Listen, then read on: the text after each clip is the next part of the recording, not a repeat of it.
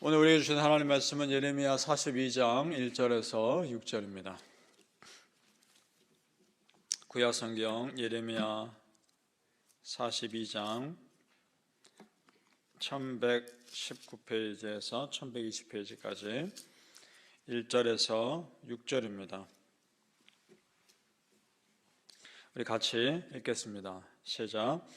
이에 모든 군대의 지휘관과 가레의 아들 요하난과 호시아의 아들 여사냐와 백성의 낮은 자로부터 높은 자까지 다 나와 선지자 예레미야에게 이르되 당신은 우리의 탄원을 듣고 이 남아있는 모든 자를 위하여 당신의 하나님 여호와께 기도해 주소서. 당신이 보는 바와 같이 우리는 많은 사람 중에서 남은 적은 무리이니 당신의 하나님 여호와께서 우리가 마땅히 갈 길과 할 일을 보이시기를 원하나이다. 선지자 예레미야가 그들에게 이르되 내가 너희 말을 들었은즉 너희 말대로 너희 하나님 여호와께 기도하고 물은 여호와께서 너희에게 응답하시는 것을 숨김없이 너희에게 말하리라. 그들이 예레미야에게 이르되 우리가 당신의 하나님 여호와께서 당신을 보내사 우리에게 이르시는 모든 말씀대로 행하리이다. 여호와께서는 우리 가운데 진실하고 성실한 증인이 되시옵소서. 우리가 당신을 우리 하나님 여호와께 보내면 그의 목소리가 우리에게 좋든지 좋지 않든지를 막론하고 순종하려 함이라. 우리가 우리 하나님 여호와의 목소리를 순종하면 우리에게 복이 있으리이다 하니라. 아멘. 이 새벽에 예배하신 하나님의 은혜가 우리 성도님들께 함께 하시기를 예수님의 이름으로 축복합니다. 아멘. 오늘 이스라엘 백성들은 그래도 하나님의 백성들임을 압니다. 그래도 하나님의 백성들이니까 기도 부탁하지 않습니까? 여호와 하나님에 대한 신앙이 아직 남아 있는 겁니다. 기도를 부탁한다는 것은 몇 가지 중요한 의미가 있습니다. 첫째는 기도의 힘을 믿는다는 겁니다. 믿습니까? 두 번째는 하나님의 은혜를 바라는 겸손함이 그에게 있다는 겁니다. 그러니까 부탁하는 겁니다. 그래서 중보기도를 부탁하는 것은 귀한 일입니다. 지금 이스라엘 백성들이 예레미야 선지자에게 기도 부탁한 일은 잘한 겁니다. 그런데 그 내용을 보면 조금 이상한 것을 발견합니다. 하나님이 본인들과 굉장히 멀리 있는 것처럼 느끼는 것 같습니다. 2절에서 3절을 다시 보시기 바랍니다. 제가 읽을 텐데 반복되는 표현이 무엇인가를 잘 보십시오. 2절에서 3절입니다.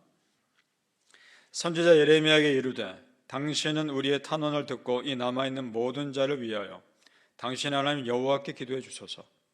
당신이 보는 바와 같이 우리는 많은 사람 중에서 남은 적은 무리이니 당신의 하나님 여호와께서 우리가 마땅히 갈 길과 할 일을 보이시기를 원하나이다. 아멘. 자, 반복되는 표현이 뭡니까? 당신의 하나님 여호와라는 표현입니다. 틀린 말은 아닙니다. 하지만 동시에 자기들의 하나님도 되는 거 아닙니까? 마치 하나님이 예레미야와 더 가까운 분인 것처럼 여기고 있다는 겁니다. 예레미야가 선지자니까 당연히 그렇게 생각할 수도 있겠지만 하나님의 입장에서는 예레미야나 이스라엘 백성들이나 똑같은 사랑하는 백성들입니다.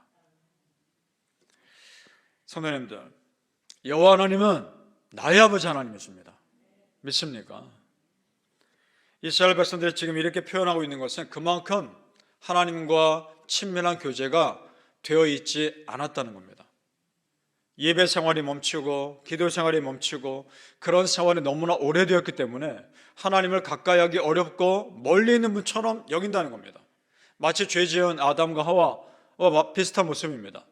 그들이 범죄하고 나서 먼저 하나님을 피해 숨습니다. 창세기 3장 8절에 보니까 이렇게 되어 있습니다. 그들이 그날 밤이 불 때에, 범죄한 그날 밤 불 때 동산에 거니시는 여호와 하나님의 소리를 듣고 아담과 그의 아내가 여호와 하나님의 낯을 피하여 동산 나무 사이에 숨은지라. 하나님과 건강한 관계면 왜 피합니까? 피할 이유가 없죠. 지금 이스라엘 백성들과 하나님과의 관계가 건강하지 않은 겁니다. 그러자 예레미야가 그들의 바르지 못한 모습을 또 은연중에 돌려서 깨우쳐주는 내용이 나옵니다. 4절 말씀 보십시오. 예레미야가 뭐라고 표현하는지를. 선지자 예레미야가 그들에게 이르되 내가 너희 말을 들었은즉 너희 말대로 너희 하나님 여호와께 기도하고 물은 여호와께서 너에게 응답하신 것을 숨김없이 너에게 말하리라. 아멘. 뭐라 말합니까? 너희 하나님이라 말합니다. 이스라엘 백성들은 당신의 하나님이라고 말하지만 예레미야는 너희 하나님이라고 대답하고 있습니다. 그렇다, 나의 하나님이기도 하지만 당신들의 하나님도 되는 거 아닌가 말해주고 있는 겁니다. 나의 믿음도 중요하지만, 나의 기도도 중요하지만 당신들의 기도도 중요한 것이다, 이 말하고 있는 겁니다. 그러자 이스라엘 백성들이 반응하죠. 6절 말씀 우리 같이 읽어볼까요? 6절 말씀. 우리가 당신을 우리 하나님 여호와께 보내면 그의 목소리가 우리에게 좋든지 좋지 않든지를 막론하고 순종하려 함이라. 우리가 우리 하나님 여호와의 목소리를 순종하면 우리에게 복이 있으리라 하더라. 아멘. 뭐라 말합니까? 우리의 하나님이라고 말하지 않습니까? 당신의 하나님이라고 말했던 그들이 이제는 우리의 하나님이라고 고백하고 있습니다. 밖에 가고 있는 겁니다. 여기서 더 나아가야 합니다. 이제는 나의 하나님이라는 고백도 나와야 하는 겁니다. 성도님들, 나의 아버지 하나님께 내가 직접 기도하는 것이 제일 중요합니다.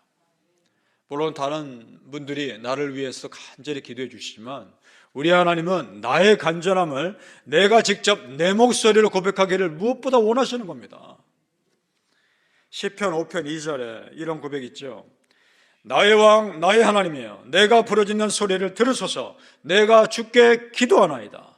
아멘. 누구의 기도일 것 같습니까? 다윗입니다. 충분히 짐작되죠. 다윗에게 하나님은 나의 왕이었고 나의 하나님인 겁니다. 그러니까 문제가 있을 때마다 오뚜기처럼 일어났던 겁니다. 성도님들, 여러분의 하나님이신 겁니다. 이 믿음이 있어야 합니다. 나의 하나님께 드리는 나의 간절한 기도가 가장 절실한 겁니다. 사랑하는 성도님들, 나의 하나님이 여호와께 부르짖는 여러분의 간절한 기도에 응답하시는 하나님의 은혜가 있기를 예수님 이름으로 축복합니다. 아멘.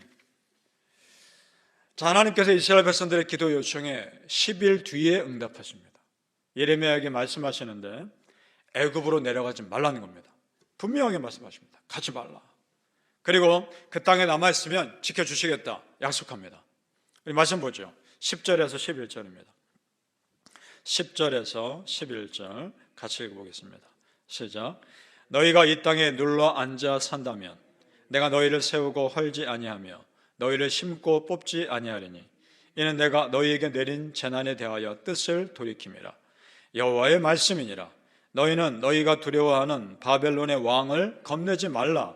내가 너희와 함께 있어 너희를 구원하며 그의 손에서 너희를 건지리니 두려워하지 말라.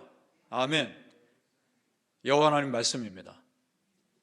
바벨론 왕 겁내지 말라. 이스라엘 백성들 지금 애굽으로 가려는 이유가 뭡니까? 바벨론 왕이 두려워서가 아닙니까? 겁내지 마라. 내가 너희와 지켜주겠다. 총독을 죽인 사람을 찾아내는 과정에서 억울하게 누명 쓰고 죽임당할까 두려워 바벨론으로 도망가려는 거 아닙니까? 그럴 필요 없다는 겁니다. 나 여호와가 너희와 함께 있지 않느냐. 여러분, 사람이 마음이 쫓기면 분별력을 잃어버립니다.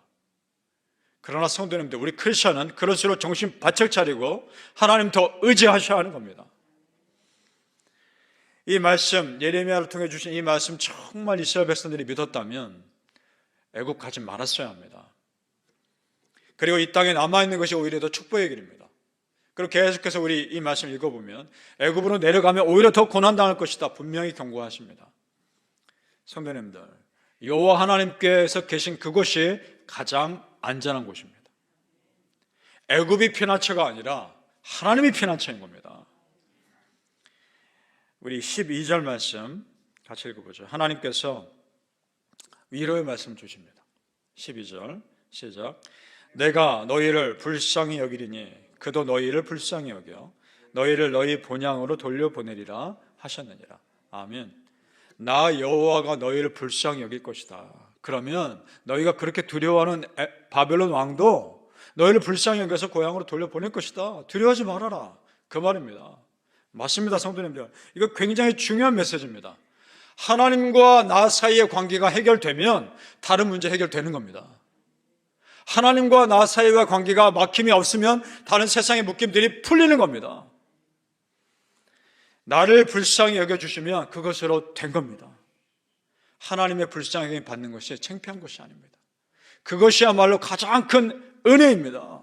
믿습니까? 사랑하는 성도님들, 여러분을 누구보다 사랑하시고 누구보다 불쌍히 여기시는 하나님의 은혜가 오늘도 여러분을 붙드시기를 예수님의 이름으로 축복합니다. 아멘. 기도하겠습니다. 아버지 하나님, 불쌍히 여겨주신 하나님의 은혜가 오늘도 우리 성도님들을 붙들어 주옵소서. 오늘도 우리를 붙들어 주시옵소서. 하나님의 불쌍히 여겨주심이야말로 우리에게 큰 은혜인 줄로 믿습니다. 하나님, 하나님과의 관계가 건강하게 하여 주옵소서. 그것이 이 세상의 묶임이 풀리는 근본되는 힘이 되는 줄로 믿습니다. 하나님을 더욱 사랑하게 하시고 하나님 더욱 의지하게 하시고 세상에서 분별하기 힘든 이 상황 가운데 더욱 정신 바짝 차리며 하나님을 끝까지 의지하게 하여 주시옵소서. 아버지 하나님, 언제나 여호와 하나님의 은혜를 붙잡습니다. 나의 하나님이십니다. 나의 왕이십니다. 나의 구세주십니다. 그 믿음으로 이 모든 상황 가운데서 우뚝 서게 해 주시고 넘어질지라도 다시 일어나는 은혜가 있게 하여 주시옵소서. 감사하며 예수님의 이름으로 기도합나이다. 아멘.